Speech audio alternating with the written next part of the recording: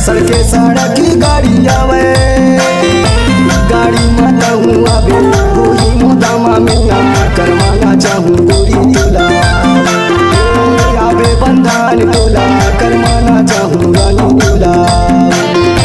सड़के सड़क की गाड़ी आवे, गाड़ी में हूँ आवे, वही मुदामा मिलना करवाना चाहूँ गोरी दिला आवे बंधन टोला करवाना चाहूँ रानी टोला।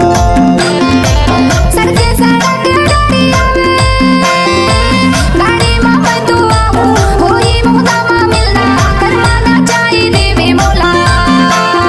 आहूँगा बंधन टोला करवाना चाहिए देवी मोला।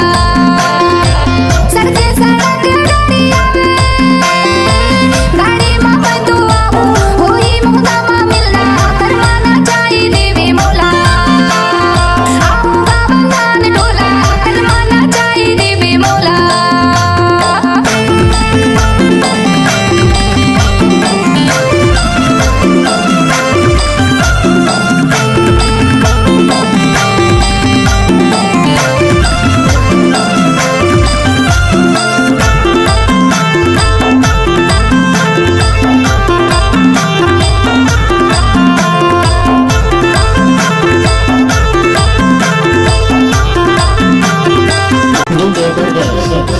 गैला बाजार धरला पैसा हो,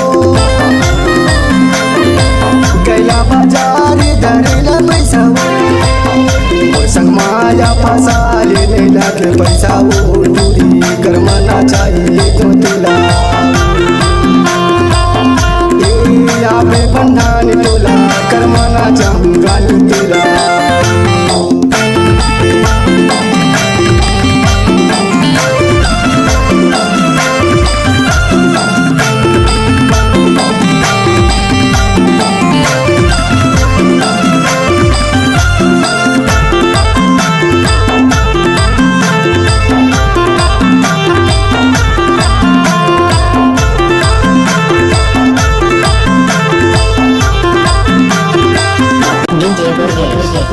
पैसा